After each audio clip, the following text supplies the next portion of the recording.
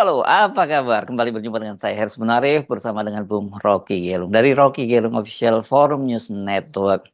Bung Rocky, setelah Pak Prabowo memerintahkan pemberantasan judol, akhirnya polisi bergerak dan yang ini terus terang saja mengejutkan, justru yang ditangkap ini adalah staf di Komdigi, namanya dulu Kominfo ya. Komdigi ini apa sih? Kan Kementerian Komunikasi dan Digital ya. Yang ini kan harusnya sejak awal mereka ini kan yang memban gitu situs-situs judi online. Dan waktu Budi Ari juga menyatakan bahwa mereka sudah banyak sekali memberangus apa situs-situs ini. Tapi ternyata kok ini katanya mereka yang menjaga itu dan mereka dibayar untuk menjaga webnya dari situs judi online ini. Ini kan benar-benar konyol.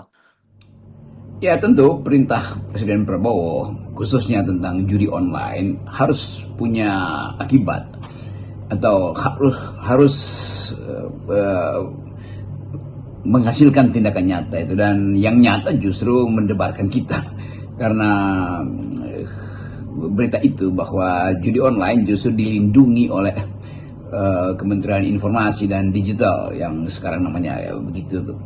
Tetapi kita mungkin menduga bahwa Pak Presiden tahu sebetulnya dari awal permainan judi online ini, dan mereka yang ada di kementerian tersebut yang seharusnya membatalkan atau apa istilahnya memban ya apa istilahnya ya di ban lah itu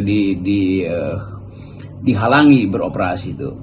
Tetapi kalau dia masih lolos, artinya diam-diam ada tokoh atau ada pejabat yang tahu masalah ini kan.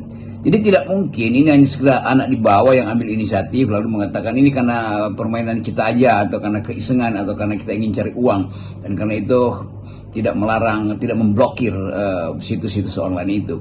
Kan ini udah berlangsung lama tuh, dan makin lama terlihat sejumlah yang ratusan triliun lenyap karena spekulasi di dalam judi online.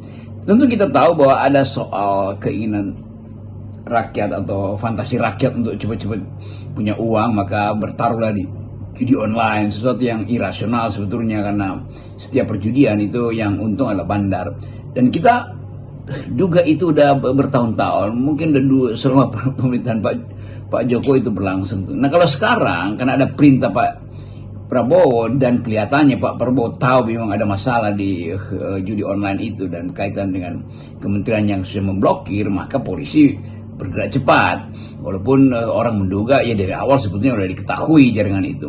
Jadi kalau sekarang baru heboh, itu juga menimbulkan spekulasi apakah heboh sekarang itu hanya untuk tadi menyatakan bahwa sudah ada akibat dari pernyataan Pak Prabowo itu, artinya sudah ada yang ditangkap. Kan itu beritanya hanya sampai di situ. Lalu tambahan berita supaya terlihat bahwa memang dugaan publik bahwa ada pemain-pemain yang bersembunyi di Kementerian Informasi ini akhirnya bisa diperlihatkan atau dibuktikan. Jadi dugaan publik dibuktikan dengan ditangkapnya pejabat-pejabat atau oknum-oknum di kementerian itu. Walaupun ada juga yang tertangkap dalam jabatan yang cukup tinggi, staf ahli misalnya kan itu menunjukkan ada ya sebetulnya ada konspirasi antara pejabat di situ dengan para pemodal atau bandar-bandar judi ini kan. Di kemampuan itu yang harusnya diolah sambil kita menunggu apa sebetulnya ini cuma permainan atau memang sudah berakar di dalam sistem yang ada di kementerian itu. Saya jujur saja seringkali terbersit perasaan putus asa melihat kondisi negara ini. Khusus soal judul ini kan sesungguhnya bukan kejahatan yang sulit untuk dibongkar. Nama-nama backingnya juga sudah berseliweran di media maupun di media sosial. Nah, ini aparat kemudian bergerak lagi setelah ada pernyataan keras Presiden. Saya kan jadi teringat kasus Verdi Sambo yang meledak pada waktu disebut-sebut dia juga jadi apa waktu itu Pangeran Konsorsium 308 ya judinya gitu ya. Kaisar waktu itu disebutnya begitu. Dan setelah kasus itu Kapolri juga memerintahkan sikat habis judul. Tapi ya itu kan cuma sebentar aja. Setelah itu kita nggak dengar lagi ada yang ditangkapi. Iya, etalase dari pemerintahan baru memang harus diperlihatkan, bahkan dipamerkan, yaitu sebut aja mesti ada display yang betul-betul bersih. Jadi judi online ini adalah upaya untuk memperlihatkan bahwa estalase pertama dari pemerintahan ini bersih, dan itu yang hendak dikejar tuh, supaya beruntun nanti soal judi online, korupsi, apalagi macam-macam itu dimungkinkan untuk dijadikan pegangan dasar atau standar awal bahwa pemerintahan ini akan tumbuh secara bersih. Kan gejala-gejala ini yang kita lihat, mengapa Pak Prabowo perlu untuk membekali kementeriannya ini atau kabinetnya ini dengan ide-ide besar, ide tentang keamanan, ide tentang korupsi, ide tentang pemerintahan yang bersih, ide tentang moral, segala macam itu yang dibekalkan bahkan oleh pakar-pakar luar negeri. Lalu ditanamkan lagi disiplin, ketaatan pada hukum, bahkan bahasa tubuh itu dibentuk mentalnya di Magelang. Jadi memang ada semacam sebut aja banner besar, yaitu Indonesia bersih, Indonesia pro rakyat, maksudnya kabinet bersih, kabinet pro rakyat. Kan itu datang dari keinginan untuk memulai satu era baru yang secara diametral berbeda dengan era sebelumnya. Yang walaupun Pak Prabowo menganggap bahwa ini adalah penerusan dari Pak Jokowi, tapi semua kasus di zaman Pak Jokowi, kasus korupsi itu selalu dicari momentumnya supaya ada tukar tambah politik. Kan itu yang terjadi itu. Demikian juga tadi soal judi online. Udah lama orang membicarakan bahwa Kementerian Kominfo itu harus dibedah tuh, karena diduga kuat bahwa disitulah pengendalian judi online itu memanfaatkan server-server yang justru dilindungi oleh oknum-oknum atau pejabat-pejabat di Kementerian Informasi ini kan. Jadi dari awal publik menduga bahwa gebrakan Pak Prabowo itu berdasarkan pengetahuan dia yang dia peroleh dari kalangan intelijen misalnya, atau dari sumber-sumber terpercaya. Nah karena itu Prabowo sebagai presiden baru ingin supaya etalasenya itu dilihat bersih, indah, dan bahkan nyaman dan wangi kan. Itu intinya kan. Apalagi Pak Prabowo mau pergi ke luar negeri, meninggalkan pemerintahan pada wakil presiden, dan keinginan untuk kembali nanti dan melihat bahwa semua hal udah beres, itu saya kira juga psikologi yang bagus dari Presiden Prabowo kan. Dia ingin kalau dia balik dari luar negeri ada berita bagus bahwa dapat talangan uang, dapat pinjaman baru dengan bunga yang rendah misalnya, atau hibah selama perjalanan 2-3 minggu ke luar negeri, lalu balik ke Indonesia etalasenya masih bersih. Tapi itu kurang bisa diyakinkan, karena soal-soal yang menyangkut pemberantasan atau pembongkaran korupsi dan judi online ini pasti akan menyangkut juga banyak pihak, bahkan mungkin sampai ke keluarga-keluarga elit di dalam pemerintahan Jokowi sebelumnya kan itu, atau juga pada keluarga Jokowi sendiri, yang orang harus duga begitu. Secara hipotetis orang akan anggap bahwa lo kan Pak Jokowi punya kekuasaan yang berlimpah selama 10 tahun, kenapa judi online dibiarkan? Mungkin ada setoran-setoran khusus kah? Mungkin ada jaringan yang minta perlindungan dari pejabat-pejabat di sekitar Pak Jokowi. Jadi semua pertanyaan yang harus dijawab dengan tegas, dan itu yang memungkinkan kita percaya bahwa ada kesempatan untuk melihat kembali Indonesia yang bersih. Langkah awal ini penangkapan mereka yang melindungi judul kita mesti akui bagus gitu ya. Tapi sekali lagi yang kita khawatirkan tindakan semacam ini hanya sementara ya, atau semacam etalase gitu ya tadi yang Anda sebut, dan setelah presiden tidak bersuara lagi maka kasus judul ya akan kembali merajalela. Karena ya kata Pak Prabowo ini ada backing besarnya. Memang mencengangkan bahwa kementerian itu memelihara kantor satelit untuk memungkinkan operasi dari server-server yang dipakai untuk judi online. Tapi sekali lagi kita harus duga lebih besar lagi bahwa di belakang ini semua ada jaringan yang tetap beroperasi, yang memanfaatkan kekuasaan dan relasi untuk menyelenggarakan proyek besar judi online ini, yang kita tahu itu pasti dikoordinasi dari luar negeri misalnya tuh.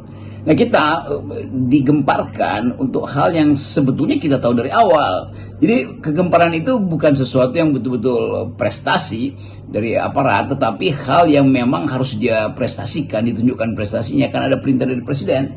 Kan semua itu berawal dari pidato Pak Prabowo tentang judi online, tentang korupsi, lalu tentang penyalahgunaan wewenang. Itu semua diktum-diktum yang sudah kita dengar di media massa sejak seminggu, khususnya seminggu lalu tuh. Jadi gerak cepat ini bukan gerak cepat sebetulnya, tapi sekedar membuktikan bahwa langkah sudah diambil. Dan itu yang menunjukkan bahwa gebrakan Pak Prabowo itu berakibat. Tetapi mengatakan sudah ada langkah yang diambil dan dengan pembuktian ada yang tangkap, itu belum menerangkan seluruh hal, karena ini baru tipping, baru icebergnya ini, baru ujung dari gunung es yang di bawah permukaan laut masih besar sekali itu. Bandar ini dikendalikan oleh si ini, jaringannya itu bagian tertentu dikasih kode, bagian yang lain dikasih kode karena setorannya juga beda-beda tuh. Jadi harusnya mulai dipetakan, dan pemetaan itu kan mudah sekali karena data intelijen dengan 2-3 titik atau 3-4 titik bandar itu langsung terhubung, lalu webnya bisa kita lihat, web maksudnya jaringannya bisa langsung terbaca tuh. Publik sekali lagi menunggu gebrakan ini diperluas untuk mengetahui fundamental atau struktur paling dasar dari jaringan ini ada di mana, atau dimodali oleh siapa, atau dilindungi oleh siapa. Jadi gebrakan Pak Prabowo nanti harus juga berakibat untuk ditampilkan dalam bentuk peta, dalam bentuk web jaringan yang memungkinkan publik percaya bahwa oke, ini ada upaya untuk membongkar jaringan, bukan sekedar oknum-oknum. Saya sebenarnya sempat juga terpikir nih Bung Rocky untuk sementara tidak melakukan kritik dan memberi kesempatan Pak Prabowo bekerja katakanlah sampai 100 hari gitu ya. Tapi melihat realitas susunan kabinet dan jumlahnya membengkak, dan ini karena politik akomodasi Pak Prabowo, ya sulit untuk kita tidak menahan diri ya. Soal judul kita dukung untuk memberantasnya, tapi kita harus terus mengingatkan jangan sampai langkah ini hanya hangat-hangat tai ayam ketika presiden teriak, aparat bergerak, setelah tidak berteriak diam lagi. Benar bahwa kita harus mulai kritik hari ini sebetulnya.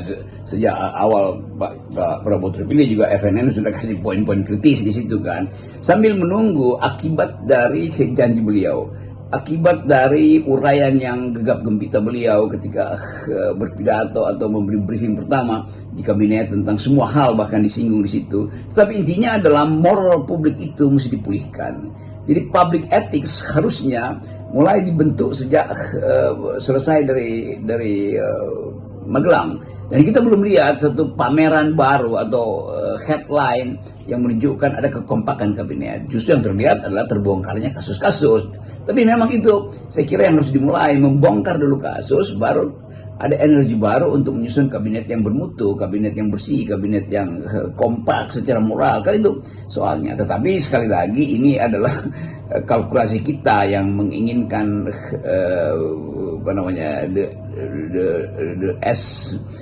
sesuatu yang seharusnya dasolen dari keinginan kita, walaupun dia akan dibatalkan juga oleh sistem hukum kita yang masih bisa dikendalikan secara politik oleh kepentingan oligarki di balik partai-partai ini kan. Jadi tetap mahasiswa, masyarakat sipil, buruh akan pers terutama akan mengintai secara detail proyek-proyek awal, yaitu pembenahan Indonesia di bidang korupsi, judi online, segala hal yang membuat rakyat tidak punya harapan.